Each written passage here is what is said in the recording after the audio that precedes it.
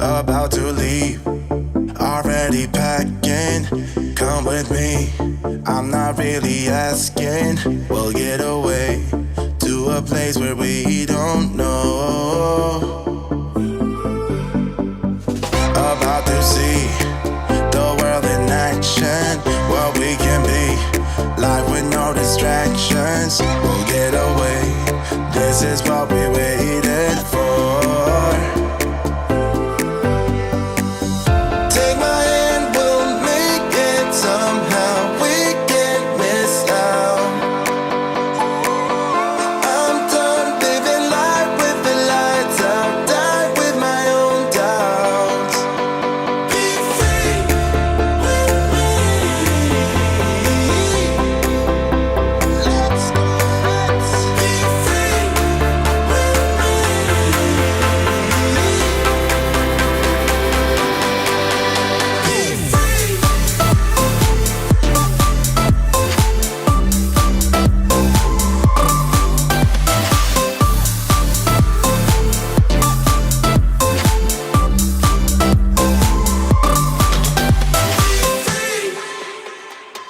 Not looking back, eyes on the freeway, Bonnie and Clyde, a classic cliche. We're on the run, this is what we waited for. Take my hand, we'll make it somehow. We can't miss out. I'm done living life with the lights out, die with my own doubts. Be free.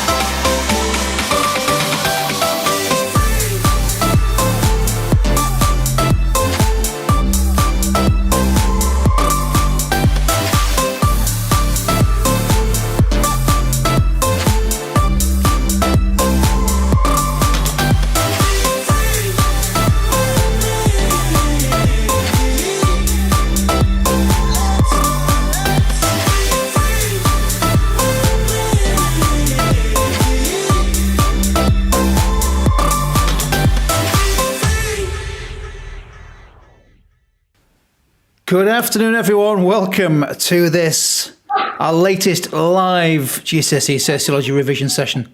Sarah, top right, has joined us literally in the last 2.5 seconds. And, I made it. Made it in time. We've got Vicky, and also Craig is back with us. The big question on everyone's lips is, will Craig unmute himself before the session starts? We'll soon find out, I guess, won't we? How are we doing? We all okay? Yeah, good, thank you. All good. Brilliant. Well, welcome, Sarah, for your first session. Vicky and Craig, old hands at this now. A similar format to the previous sessions. We've got lots to get through. Who wants to give me a flavour for what we're covering? Vicky, do you want to lead us through just how what we're going to be doing? Craig, so we have. It's 6 me. activities Yeah. today. Go on. Oh, sorry. I'll let Craig take over. No, it's okay. Obviously, Jim's made the assumption that I've not muted myself this week. But, yeah, major success. All right. So this week we're going to look at obviously the research methods section of the GCSE paper. We're going to look at a lot of activities from right across the specification. And so we're going to look at some research methods containing questionnaires, observations. We're going to look at some primary, secondary. We're going to look at some quantitative data as well. So to start us off, it is actually me. I'm going to do a big reveal activity. And what I want you to do is, what we're going to do is we're going to reveal some clues about a specific research method. What I would like you to do on the right-hand side in the chat box, I would like you to write down your guess as to what this research method is as we reveal the clues. So if we could have a first clue, please, Jim. So this method has high validity. That really narrows it down by about 50%. Let's look at question. Let's reveal our second clue. A respondent answers questions. Okay, that should narrow it down ever so slightly. Which type of methods do respondents answer questions in? So the GOAT has asked interviews, yeah, certainly, but what type of interviews? Let's look at our third one. It uses open questions. What type of interview or questionnaire might use open questions?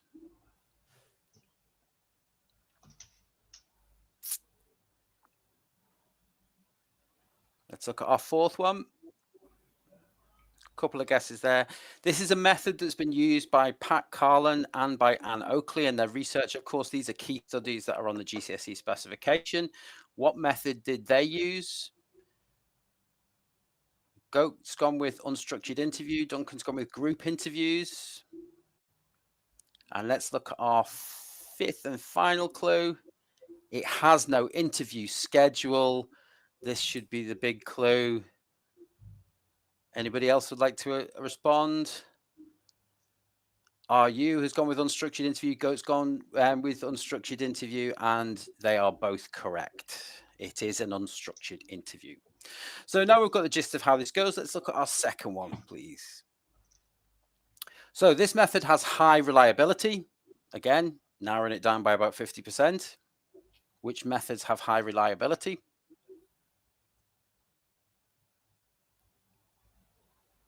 Bit of a tough one if we just guess on the right-hand side.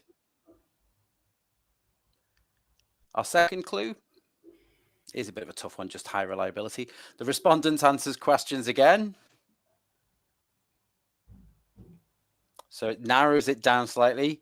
It's not official statistics, although, you know, in the formation of official statistics, people will answer questions, but it's not official statistics. It uses closed questions.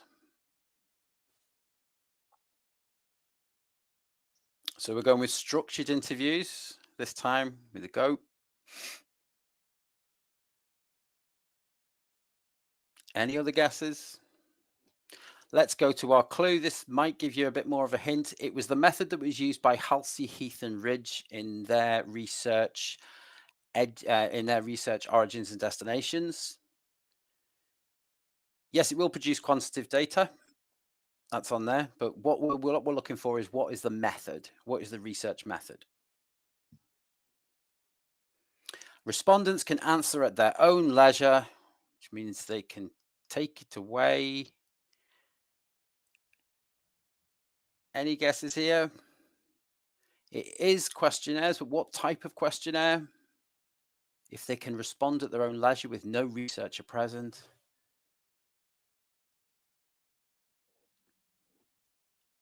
Okay, we've got samples. No, we're looking for a research method. Let's reveal a method. Well done, Duncan. Gets it at the last moment. It's a self-completion questionnaire. Okay, thank you. On to our third one, please. Right, okay, let's look at our first clue for this, please. It produces quantitative data.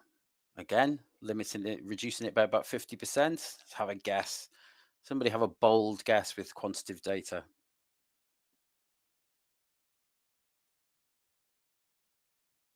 Let's reveal our second one. It can be replicated easily. Not really surprised if it produces quantitative data, that it can be replicated. It gives it higher reliability.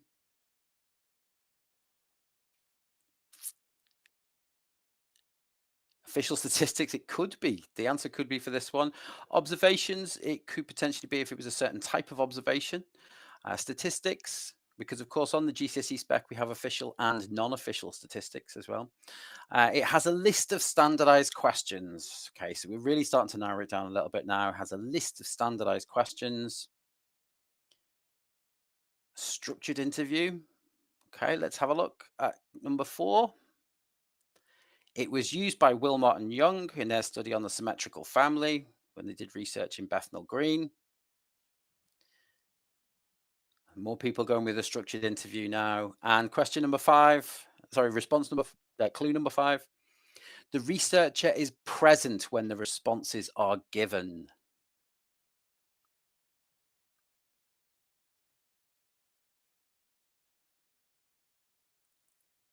Yeah, and if we reveal it, we did see a couple of correct answers in there. It is a structured interview. So there are some of the reveals there. And obviously, we've linked these in to some of the key studies that are on the specification. Because one of the things you need to know about the key studies is what type of method they used. And this will help you, particularly those 4-mark questions where it says, identify and explain one advantage of the method used by a study and what you know of their research. Okay, so we're going to pass over to Vicky now let's pass over to Vicky for the the categorize, not a 60-second challenge.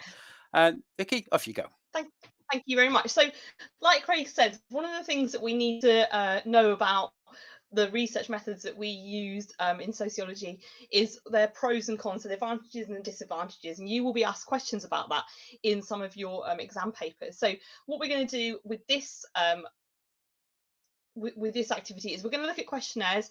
We have 8 pros and cons down the side, and you will have 60 seconds to pop those into the right columns. So which ones are pros, which ones are cons. So what we would like you to do is just to write the numbers down for the pros in the chat window, and then following that, the numbers of the cons. Okay, they're not necessarily divided equally in this case. Okay, off you go. Can we have 60 seconds on the clock, please, Jim? Thank you very much. So have a look. Which ones do you think are good points about questionnaires? Which ones are not so good? And there's a couple that are a bit sticky that could go either way.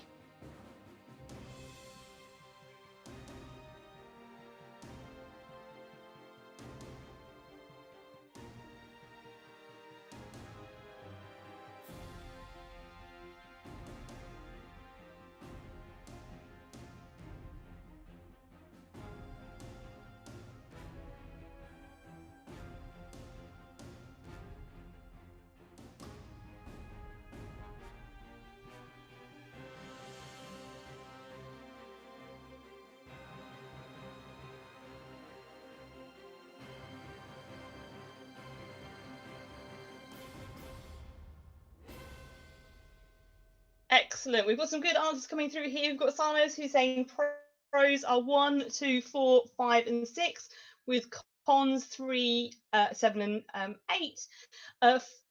4, yes, possibly could be a pro, could be a con. Jim, can we have the answers up in the columns, please, and then we can have a sort of a quick look and talk through them. Thank you very much. So with questionnaires, one of the biggest things about the questionnaire is it has a large sample size. Some of you will be aware at the moment that the census is being filled out. It's a big questionnaire. It's actually online this year, although some people are still doing it on paper. It means obviously it has higher validity if you've got a larger sample size. It has a set of standardized questions. This means that everybody's going to be asked the same. It's more reliable. It's easier to compare. It is usually anonymous. This means that people are much more likely to be honest. Again, that's good for validity. Interviewer bias will be reduced because you actually don't have somebody there kind of influencing the person who is filling it out. However, the questionnaire writer could have written questions in a way to get a certain answer, and it is relatively quick and cheap to actually to fill out compared to some of the others. So we have to look at the cons. You do often get a low response rate. People sometimes can't be bothered to fill out a questionnaire, particularly it involves sort of posting it back. Questions can be interpreted quite differently. That means it's quite difficult to compare at the end. So if you've got somebody who's read it in a certain way and somebody's read it in a different way, then obviously that's not very helpful. And they are often filled in quickly. So this might look like it is a pro. However, I've popped it into the cons category because often if you're filling things in quickly, you are possibly not going to be putting a huge amount of thought and detail. So your responses might not be actually as useful as they could be. Anyway, we had some good responses there. Well done. Thank you, Jim. Can we head back over to Craig, please? Thank you very much, Vicky. Now we're going to do an activity called 54321. We've done this activity several times in this series, but if you've not done this, if you've not joined us for the series before, what we have here is you'll get 2 minutes, and on the screen, on the next screen that we show you, you will see a question that asks you to name 5 of something, 4 of something, 3 of something, 2 of something, 1 of something. Now, this question is about observations, and it's about general observations. So we're talking both participant, non-participant, covert, overt, all of those different types of observations, not about one specific type of observation. But let's see what we're looking for then. If you could turn the slide, please. Okay, so we're looking for 5 disadvantages of observations in research, 4 advantages of using observations in research, 3 types of observation that can be carried out, 2 research studies that have used observations, and 1 theoretical approach that would favor the use of observations. Okay, so if you just write the responses, if you write 5, 4, 3, 2, 1, and your responses in the column on the right, in the chat box on the right-hand side. 5 disadvantages of using observations, 4 advantages, 3 types of observation, 2 research studies, and 1 theoretical approach. And just a hint on the 2 research studies, 2 of them are key studies in education. Okay, so they may change their behavior. There is a term that we use for that in sociology. For those who do psychology as well, if anybody writes demand characteristics, we won't be happy.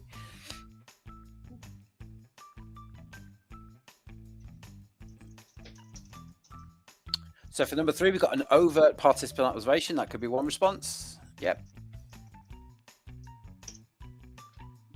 Somebody had to write demand characteristics. Yeah. No, it's the other one. That's psychology.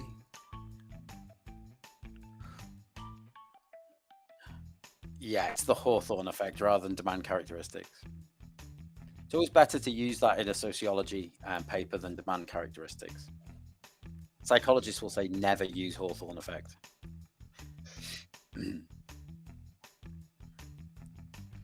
Okay, so unicorn lover, we've got researcher bias, unrealizable. 4, 3, Okay, social desirability bias. 1. Difficult to develop a rapport if doing participant observations. Okay, that's obviously for a disadvantage. Let's have a look at those disadvantages first while people are putting things through. So yes, we do have the Hawthorne effect. Other thing with observations is they are quite difficult to replicate, particularly observations such as participant observations and covert participant observations. The time taken to conduct the research can take a while, particularly if you have to develop a cover. And particularly if you're doing a covert observation, you have to develop like an alias. You have to go undercover in order to do that. They can be seen as small scale. Now, some sociologists will say that's not a disadvantage because that's what they're looking for. Other sociologists would criticize it and say that it's not representative of the whole population. And number 5 is gaining access to participants, trying to gain the consent of people to observe them. Or if you're doing a covert observation, lots of the issues around accessing participants, like getting into being part of the group or so on. Question number 4, please. Sorry, the 4 answers to number 4, please. Yes, it has higher validity. It is more likely to give us an accurate measure of the experience of that group, mainly because, and the next response is because we can observe their behavior firsthand. And for some things like anti-school subcultures or for the labeling of students, we may want to monitor things other than their written opinion. We may want to monitor things like their body language. It can help us to obtain a greater understanding of individuals' experiences, what Weber called Verstehen, and it produces qualitative data. And this obviously can be then analyzed, and we can find reasons and meanings and motivations behind individuals' behaviors. We could move on to 3, please. 3 types of observations. I've put here a covert participant observation, an overt non-participant observation, and an overt participant observation as well. You could also have had a covert non-participant observation. You could have had a structured observation where people will focus People will focus on periods of time and observe people's behaviors over specific periods of time. Can we go on to number 2, please? And the 2 key studies that were in education that both used observations were Ball and Beachside's Comprehensive, where he looked into setting and streaming, and Paul Willis's Learning to Labour, where one of the methods that that Willis used, along with group interviews and unstructured interviews, was a non-participant observation of the group of lads that were there. And did anybody get the theoretical approach? It's a difficult one, that one, particularly at GCSE level. Interactionists would prefer observation methods, and they see it as being part of studying individuals. Verstehen is basically gaining an insight into the experiences of other people. It comes, it's kind of comes from a German term that was first used by Max Weber. Okay, so now we will pass back over to Vicky for our connection wall. Thanks, Vicky. Thank you very much. So those of you that have tuned in over the last few weeks will know that I love a connection wall.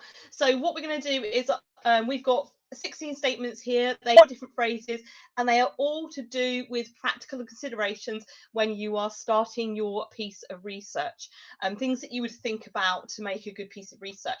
So I'm going to I'm going to get you to think firstly which of those which of 4 out of the 16 will be to do with representativeness. We're going to then look at validity and reliability, and then I'm going to get you to try and guess the 4 that are left over at the end. So could you pop in the 4 into the chat window that you think is to do with representativeness? You obviously don't have to write the entire thing out, just like a couple of words that make it quite clear which box you are talking about.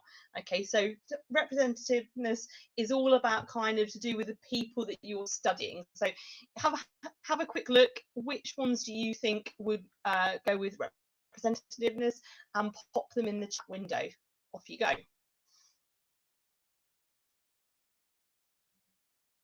So again, think about the people that are being studied. Perfect. So we've got target population coming through. Good. That's an excellent one. So target population, who the actual study is aimed at.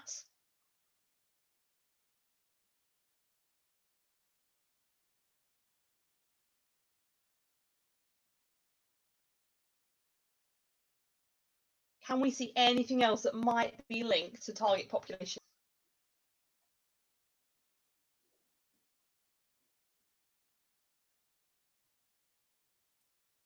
Good sampling method coming through. So how are you actually collecting the data?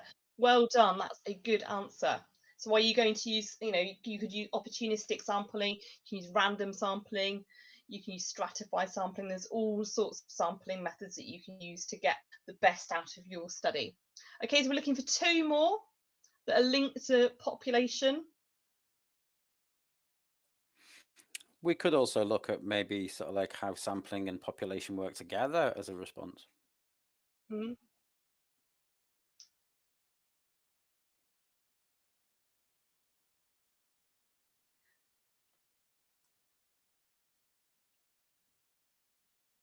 Okay, Jim, can we have the first 4 highlighted, please? Thank you very much. So we had target population, we had sampling methods. Is a sample typical of the target population? That's really important. If you're wanting to find out something about young people's views on, I don't know, an issue in school, you don't necessarily want to ask a load of people over the age of 60, because that wouldn't be representativeness. And do the results overgeneralize the issue? Okay, if it overgeneralizes, then it's not going to be useful. Okay, the second set of words we're looking for are to do with the idea of validity. So validity is how useful your survey is going. Is it, or how close to the truth are your results? Okay, so let's have a look at things that might be linked to validity.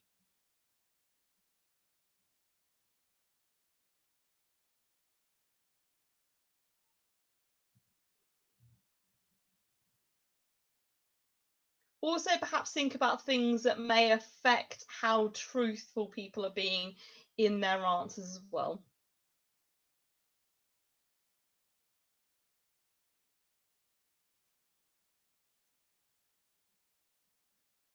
Good. So we have how near to the truth is outcome. That's a really good answer.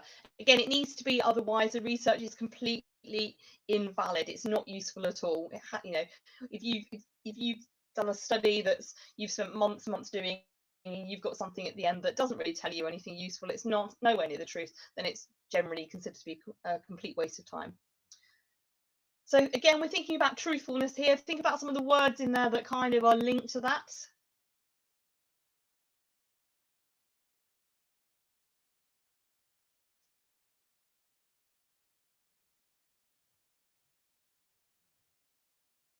Okay, so we've got the idea here that trust rapport being brought in. Obviously, if an interviewer or an observer has built up a really good trust rapport with the people they're working with, their respondents are going to be much, much more honest. Okay, so we have results. This is not actually leave that one in mind in a couple of minutes. Have the respondents been honest? Absolutely, that is definitely there. And observation means that subjects are seen in the natural environment, so you can avoid that observer effect that we talked about earlier, and again they're more honest, unless obviously they do change their behaviour. Excellent. Jim, can we have those ones highlighted, please? Super, thank you very much. So our next four that we're looking for are to do with reliability. So one or two of you mentioned answers in the chat window that would be more appropriate for this one. So reliability, how reliable is your study? Have a look, and again, let's have those answers in the chat window. But again, be really careful with the difference between validity and reliability. Reliability is all about that idea of being, is your data trustworthy?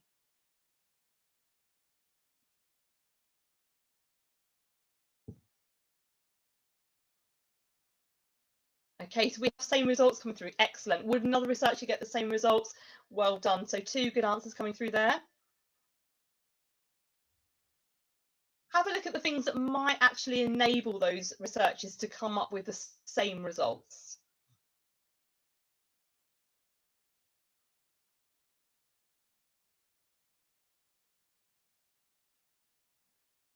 So good. If the study was repeated, outcome be the same. Excellent. Another good answer coming through there. So we're looking for a couple more things. So think about the things that would make those studies, once they're being repeated, would make them come out with a same outcome at the end.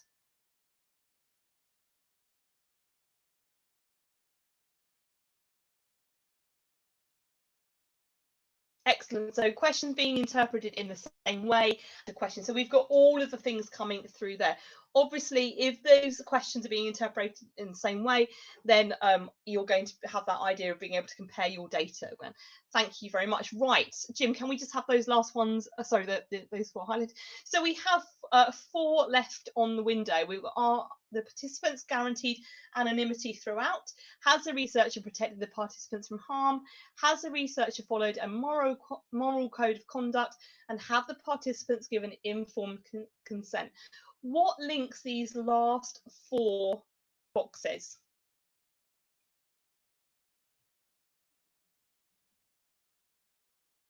Excellent, well done. Ethical issues, absolutely. So again, are they guaranteed anonymity? Well, absolutely, that's really important. So they're more likely to be honest, but also those respondents need to know that they are not going to get in trouble. Okay, informed consent means that they know exactly what they have signed up for, they know what data is going to be used for.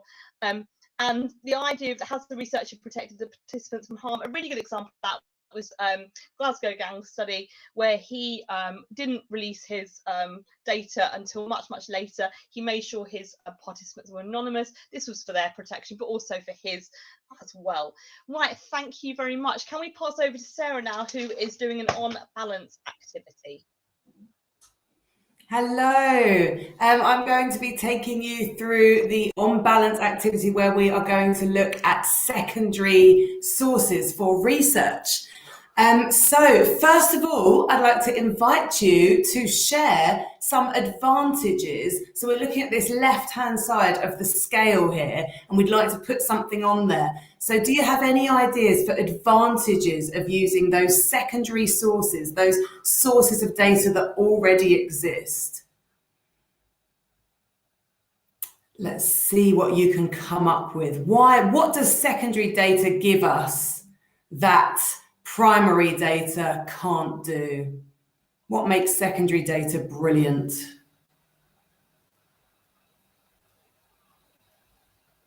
I'll give you a moment to get some answers coming in.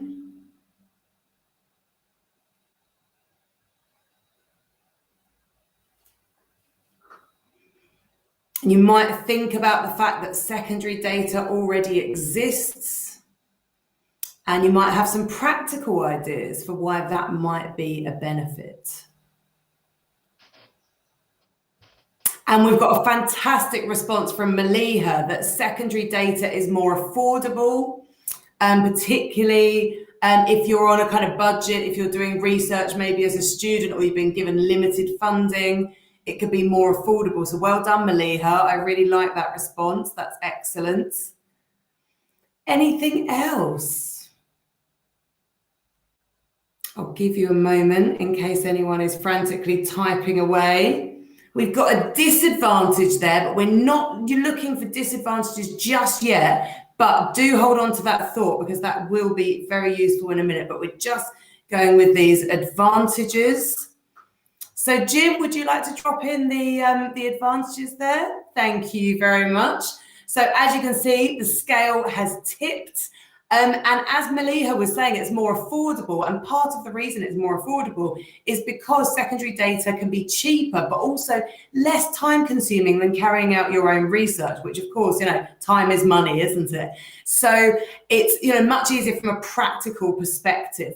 And one other benefit that you may not have considered is that secondary data can provide us with historical data from the past that maybe isn't actually available now. So we may need to look back at maybe achievement data from schools or official statistics that we have so that we can look at trends over time. And that might inform our sociological study that we're doing in the present day. And that may be the only way we can get access to that information. So well done there, especially Maliha, fantastic.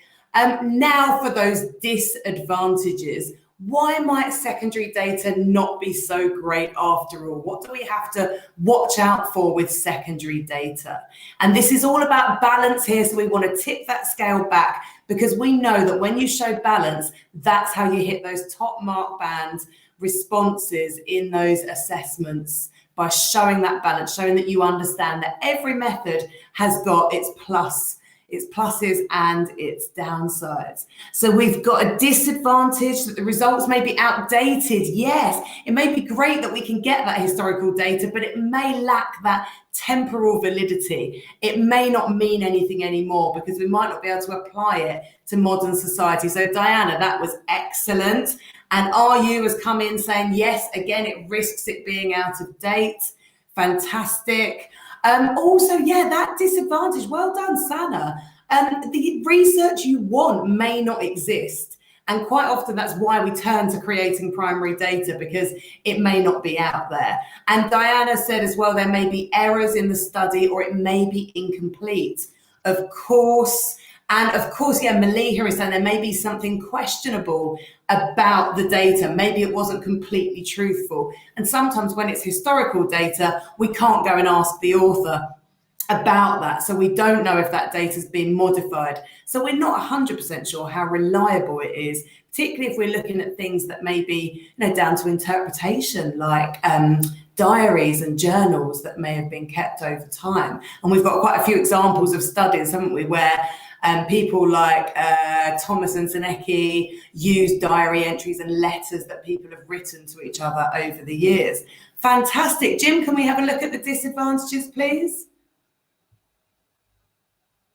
There we go. So it may be down to interpretation, and I think that really links with what Maliha was saying about the, whether it's false or not. So it might be whether it was originally false, but also how we interpret it may not be the way it was actually meant. And also, although we think of secondary data as being very easy to access and having all of these practical advantages, sometimes you do have to pay or travel quite far, or jump through some burning hoops in order to access that secondary data. So if we think of sources like Mintel reports, which tell us loads about social behaviour, but you do have to pay to access those. So there we are. Our scale is balanced, and we have the information here for an excellent balanced response. And I think we're ready to go on to our next activity, which is the conveyor belt. So here, you'll notice there is a question number in the top left of the screen. So when you contribute in the chat here, use the question number just so we know which one you're referring to. And then all you're being asked to do is to look at the example and tell us, is it qualitative or is it quantitative? Okay, so the question number, is it qual, and you can put qual or quant to make it nice and easy to type. So if we're ready, I think we can fire up the conveyor belt. There we go, secretly joining a gang so you can observe their attitudes and behaviors. Secretly joining a gang. Okay, let's see if anyone's going to come in with any responses. So observing, and then we've got carrying out a laboratory experiment. That popped up, fantastic. Sana, remember to use the number so we know which one you're referring to. And I'm not sure where the others have gone. I thought there were a couple more there. Let's see what we've got. Ah, here we go. So we've had, and then we've got using school prospectuses to see how often, so we're looking at measuring how often, bit of a clue there, how often women are shown in stereotypically male jobs using school prospectuses, secondary data. And we've got lots of people saying qualitative. So I think if you were referring to the previous one about joining the gangs and observing, then you're absolutely right, that's qualitative. Number one, well done, Sana. So using those prospectuses is quantitative, isn't it? So Sana and Unicorn Lover as well, and Are You, fantastic stuff. So using those prospectuses, because we're measuring how often we see that occurring, that's our quantitative. Brilliant stuff. Okay, using historical diaries. So number two, using historical diaries to interpret attitudes towards social class and speech in the 1970s. So number two, Sana, well done, qualitative, yes, because, and the clue there is in that word interpret, isn't it? So when we're interpreting something, we're generally looking at qualitative data. So that's well done Daisy as well, fantastic. And there's the answer popping out there. Brilliant, so that one was definitely qualitative. Well done Maliha, you got it as well. Brilliant. Now, how about sending 4,000 questionnaires to individuals to find out about their attitudes towards attending university? That sounds like a familiar study, doesn't it? Is sending out 4,000 questionnaires qualitative or quantitative? And this is number 3. I'll give you a moment. I bet you're frantically typing. Unicorn Lovers come in with qualitative. I'm not sure, but you might have been referring to the last one. That might have been delayed. Daisy, 3, and you said quantitative.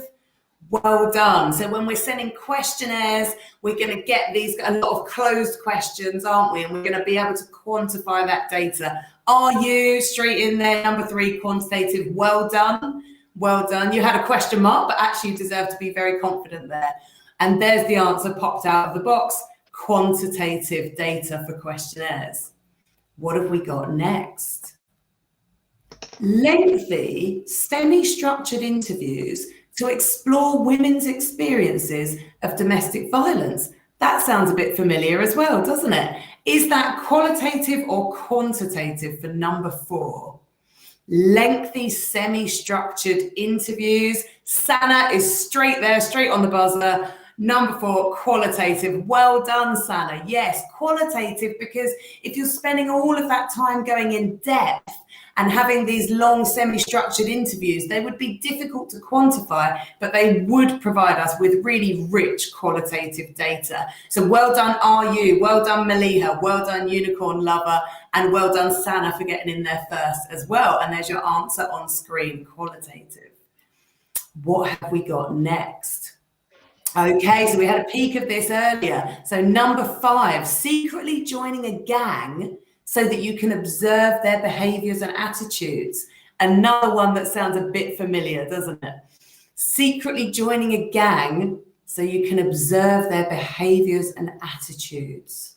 Number 5, is it qualitative or quantitative? Are you is straight in there. Number 5, Santa's in there as well with their number 5. Qualitative, yes, of course, because when you're observing, it's very much down to the interpretations, isn't it, of what you're seeing. So that provides you with that wonderful, rich qualitative data. Well done, Daisy. Well done, Unicorn Lover. Well done, Maliha. Well done, Sana. And well done, are you. Number 6, carrying out lab experiments or a lab experiment to gauge the effects of authority on individual citizens. Imagine if, say, you were asking them to electrocute somebody. And this is the last one. So number 6, if you're carrying out a laboratory experiment, is it qualitative or is it quantitative? Remember, these laboratory experiments are very measured, aren't they? We've got control over more of the variables than we would have in many other forms of social research.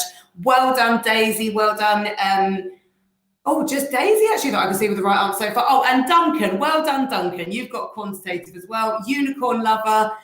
Well done. So that's definitely quantitative because it's quite a scientific and numerical way of doing research. Excellent stuff, guys. That was absolutely brilliant. Well done.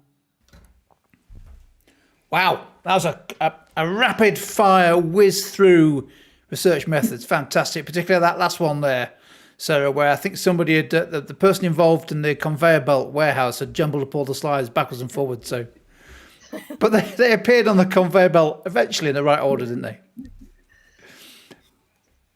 Great session. Covered a lot of stuff there, Craig. Some challenging questions in there. There is, and certainly with the research methods questions, they appear on every section of that GCSE paper. And so, just to make sure I'm on, they appear on every section of the GCSE paper, usually embedded in what we call methods in context questions. So they're usually linked into sort of like some of the key studies that you've got, or some more contemporary research. So it's always worth, when you're looking at sort of like these strengths and limitations, being able to apply them to contemporary research or the key studies. So there was some really good stuff there from the students, really good responses. Brilliant stuff. Well, if you want to go through those again, or even download the slides to work through, for example, the connection wall, which had lots of great information in there, just go to tutoru.net/live and go to the replay section of this session. You'll be able to download the PowerPoints and also watch the replay of the video if you want to go through the questions again. Thanks very much for tuning in, and I think we're going to be doing the same thing again next week, Craig, or the same time next week. We're looking at stratification next week. Yeah. And obviously, so like if you like this video and you want to see more about sort of like the kind of GCSE videos that we've got, if you want to click subscribe, give us a thumbs up. I'm still on a like bonus, according to Jim. Well, I'll just click the thumbs up then. And, yeah, correct. Yeah, or no, you're going to click the thumbs down. Yeah, no, so click the thumbs up. I'm still on the like bonus. And so like obviously we'll look at that. If you also have any other areas of GCSE sociology that you would like us to cover, because obviously time is coming up to sort of like these assessments that you're going to be doing, please put those in the comments or put the comments section would be best. Look at comment section be best, and then we can look into sort of like doing some sessions specifically on those for you. Yeah, I think comment section would be best. As soon as the replay is available, the comment section becomes live, and that'll be the best way for us to catch up on your suggestions for the sessions that you'd like us to run over the next few weeks. Superb. Well, thanks very much. Fantastic. Thanks for joining us live. To Vicky, to Sarah for a fantastic first session on our live revision blast, and of course to Craig, who managed to keep his mic unmuted throughout the session, which is fantastic. We'll see you next time. Thank you. Okay, see you later. Bye. Bye.